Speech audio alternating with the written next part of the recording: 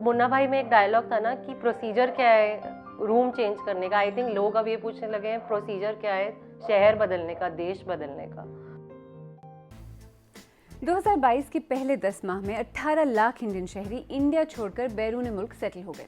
यानी हिसाब लगाएं तो हर दिन 604 अफराद। मुल्क छोड़कर बाहर सेटल होने वाले इंडियंस की तादाद 2011 के बाद से हाईएस्ट लेवल पर है। तो इंडियन शहरी इंडिया छोड़कर क्यों जा रहे हैं?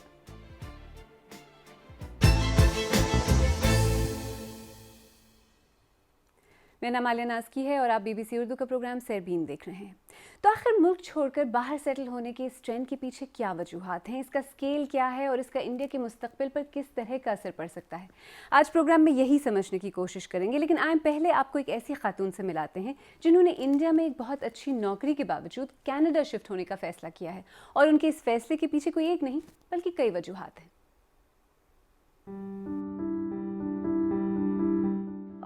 मैं एक डिवोर्स्ड लड़की हूँ। I am 32। बट लोग इंडिया में मुझे ऐसा लगता है आपके ऊपर एक टैग लगा देते हैं। आपकी प्रोफाइल, आपकी कंपनी, आपका काम, वो कुछ मैटर नहीं करता। बट आपका टैग, आपका मैरिज या डिवोर्स टैग आपके लिए बहुत बड़ी चीज़ होती है।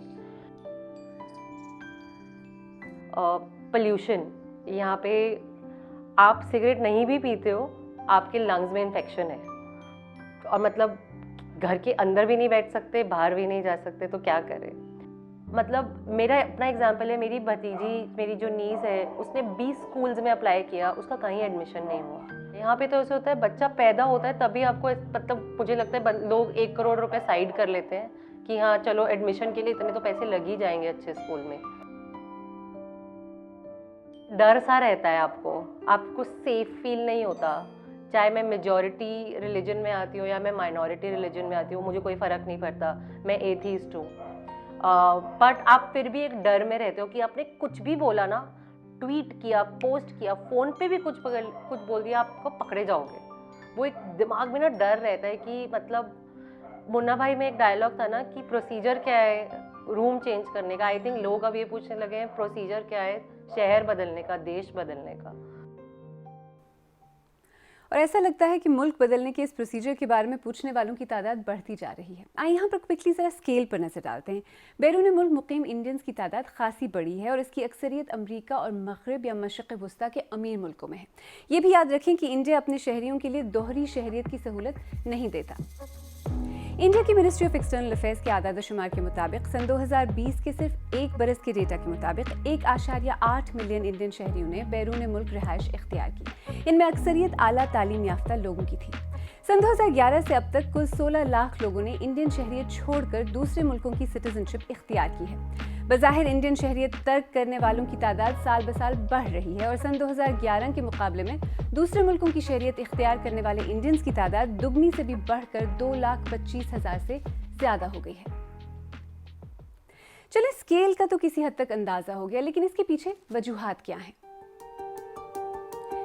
इंडिया में नौजवानों में आला तालीम के लिए यूनिवर्सिटीज़ और कॉलेजेस में दाखिले के मुकाबले और कट ऑफ परसेंटेजेस सख्त होती जा रही हैं। अव्वल दर्जे की तालीम के ख्वाहिशमंद पसंद के इदारों में दाखिला न मिलने पर अक्सर बैरून ममालिक का रुख कर रहे हैं। रिसर्च के मैदान में इंडिया में फंडिंग की कमी भी उन स्टूडेंट्स को मुल्क छोड़ने पर मजबूर करती है जो अपना मुस्तकबिल रिसर्च के मैदान में देखते हैं। और इंडियन नौजवान मुआशी एतबार से भी रोजगार के बेहतर मौके बैरून ममालिक में देखते हैं।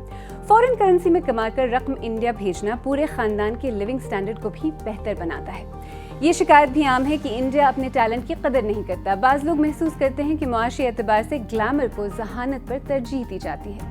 Global wealth migration review data के मुताबिक अगर सिर्फ 2020 की ही बात करें तो उस बरस तकरीबन 7,000 मिलियनर्स मुल्क छोड़ गए। नौकरी पेशा और कारोबारी दोनों ही तबकों के अफराद को बाज़ बैरून ममालिक में टैक्सेशन से मुतल्लिक फ़वाइद अपनी तरफ राग़िब करते हैं, ख़ास तौर पर खलीजी ममालिक में। इंडिया में हिंदुत्व पर जोर, अक़लियतों के खिलाफ बढ़ते तासुब और तशद्दुद के मामला भी बड़ी वजूहात के तौर पर सामने आए हैं। और इसके अलावा बाज़ लोगों के लिए समाजी दबाव इमिग्रेशन की एक अहम वजह साबित हो रही है, ख़ास तौर पर जिनसी और लाइफस्टाइल रिलेटेड चॉइसेस से मुतल्लिक सोशल प्रेशर्स। अक़लियतों के खिलाफ बढ़ता तासुब और लाइफस्टाइल चॉइसेस। आए अब आपको शबीना तौक़ीर से मिलाते हैं, जिनके इंडिया छोड़कर अमेरिका में सेटल होने के फैसले के पीछे भी कुछ ऐसी ही वजूहात थी। यूएस मूव होने का हमारा मेन कारण था कि हम अपने बच्चों को एक अच्छी लाइफस्टाइल और एक अच्छा एजुकेशन देना चाहते थे। इंडिया में जो एक धार्मिक और राजनीतिक केओस क्रिएट हुआ है, हम उन सब चीज़ों से अपने बच्चों को दूर रखना चाहते थे, क्योंकि कहीं ना कहीं उन सब चीज़ों का बच्चों के ग्रोथ पर भी असर पड़ता है, उनकी थिंकिंग पर असर पड़ता है। हम वहाँ भी टैक्स पे करते थे, हम यहाँ भी टैक्स पे कर रहे हैं। यहाँ टैक्स पे करने के एवज में हमें अच्छी फ्री एजुकेशन, अच्छी सड़क, लाइट, बिजली, पानी, इन सब चीज़ों की सुविधा मिलती है और जो हमें एक मेंटल सुकून देता है। मैं जिस कम्युनिटी में रहती हूँ वहाँ 40% इंडियन रहते हैं। वे सब उसी टाइम फ्रेम में यहाँ मूव होकर आए हैं। 2012, 13, 14 के बाद ही वे सारे यहाँ मूव होकर आए हैं और सब में मैक्सिमम लोगों ने, मैक्सिमम क्या, मैं 100% लोगों की बात कर रही हूँ जिन्होंने ग्रीन कार्ड के लिए अप्लाई कर रखा है। उनके अपने घर हैं, मतलब they are not moving back. वो अब यहीं रहने वाले हैं, इसी देश में रहने वाले हैं। Even we are not planning to move back to our country.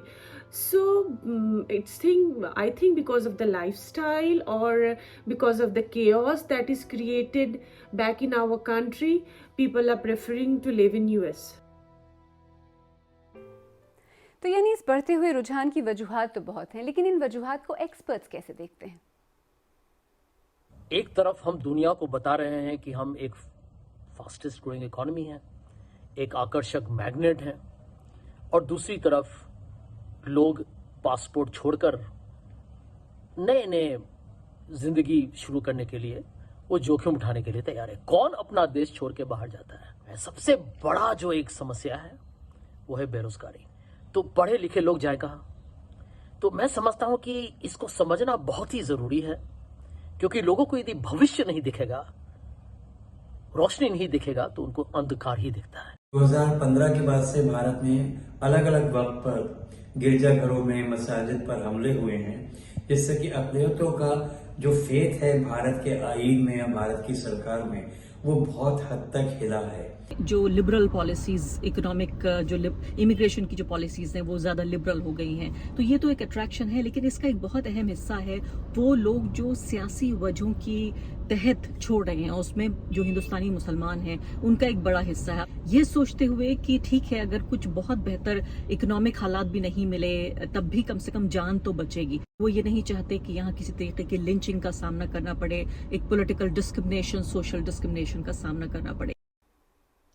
अच्छा, जो इंडियन शहरी मुल्क छोड़ रहे हैं वो इंडिया छोड़कर जा कहाँ रहे हैं? इंडियन इमिग्रेंट्स की सबसे बड़ी तादाद गल्फ ममालिक में रहती है। इसके अलावा अमेरिका, बरतानिया और कनाडा में जहां पहले से बड़ी तादाद में इंडियंस मौजूद हैं, वहीं नए आने वालों की तादाद में तेज़ी से इजाफा हो रहा है। आइए क्विकली कुछ फिगर्स देखते हैं। 2022 में 1,80,000 से ज़्यादा इंडियंस ने गल्फ ममालिक का रुख किया। ये 2021 के मुकाबले में 50% का इंक्रीज़ है। अमेरिका ने 2021 में 4 लाख इंडियन शहरियों को वर्क वीज़ा दिए, जो कि अमेरिकी वर्क वीज़ा का 74% है। अमेरिका के सबसे ज़्यादा वर्क वीज़ाज इंडियन नेशनल्स को दिए जाते हैं। 2022 में 1 लाख से ज़्यादा इंडियन स्टूडेंट्स बरतानिया आए, जो कि 2019 के मुकाबले में 309% इंक्रीज़ है। कनाडा में भी इंडिया पहले नंबर पर है। 2022 में 1,18,000 से ज़्यादा इंडियंस ने इमिग्रेट किया। ये तादाद अगले 4 मुल्कों की मजमूई तादाद से भी ज़्यादा है। अच्छा, किसी भी मुल्क की आबादी उसका बहुत ही कीमती इंसानी सरमाया होती है। ऐसे में मुल्क छोड़कर जाने वाले अफराद की बढ़ती हुई तादाद के बारे में लोग क्या कहते हैं? जैसा हम देखते और पढ़ते हैं कि वहाँ पर डेमोक्रेटिक वैल्यूज़ बहुत ज़्यादा हैं। भारत से ज़्यादा लोकतंत्र जैसा बोला जाता है वो वहाँ पर ज़्यादा है। लोगों को आज़ादी ज़्यादा है और लोगों को गवर्नमेंट की तरफ से सुविधाएँ ज़्यादा हैं। इंडिया में उतनी अच्छी सैलरी नहीं है या फिर उतने अच्छी अपॉर्चुनिटीज़ नहीं है जितना फॉरेन में है। लोगों को लगता है कि मतलब हम यहाँ पे इतना अच्छा नहीं कर पाएंगे, स्कोप नहीं है उतना अच्छा। अगर मैं इंडिया के अलावा कहीं किसी और फॉरेन कंट्री की बात करूँ तो वहाँ पे एजुकेशन दी जाती है just not for earning, just for having a status in their society. तो everyone wants just because of pay out, ठीक है, लेकिन अगर पे आउट हमें यहीं पे अच्छा मिल जाए और चीज़ें मतलब लाइक इंडिया में ही अच्छी सब कुछ हो जाए, सो आई डोंट थिंक सो कि कोई भी अपनी फैमिली को छोड़ के या फिर अपने फ्रेंड्स को छोड़ के यहाँ से जाना चाहेगा। जी डेफिनेटली मौका मिलेगा तो इंडिया से बाहर जाना चाहेंगे। जैसे अगर if I get a chance तो मैं जाना प्रेफर करूँगा। मैं इंडिया में रह के ना इंडिया को ज़्यादा अच्छा डेवलप कर पाऊँगी। मेरा जो टैलेंट है मैं वो इंडिया में दिखा पाऊँगी। अगर यहाँ से अगर बेटर अपॉर्चुनिटी अगर मिलती है तो क्यों नहीं जाना चाहेंगे? Whereas in India it's a little destructured, everything it's not very well stabilized, so yeah, specifically I would like to stay abroad. अगर मेरे को बाहर जाने का चांस मिले तो मैं जाना चाहूँगा। वैसे I just want to tell you कि आई एम स्टडिंग ऑनलाइन, बाहर से ही पढ़ रहा हूँ, लेकिन मैं कोविड की वजह से जा नहीं पाया था। 10-12 साल पहले एक वक्त ऐसा भी था जब मुल्क से बाहर रहने वाले इंडियन शहरी कई साल अमेरिका और यूरोप जैसे इलाकों में रहने और काम करने के बाद वापस इंडिया का रुख कर रहे थे।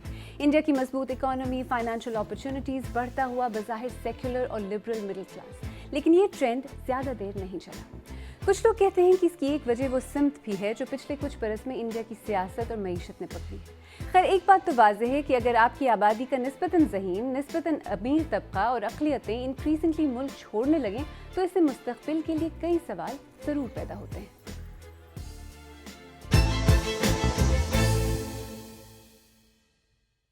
अगर आपको हमारा प्रोग्राम पसंद आया तो हमारे YouTube चैनल को सब्सक्राइब करें, बेल आइकॉन पर क्लिक करें और प्रोग्राम का लिंक अपने दोस्तों के साथ शेयर करें। और आप सहरबीन की पुरानी किस्तें देखना चाहें तो यहाँ क्लिक करके भी देख सकते हैं।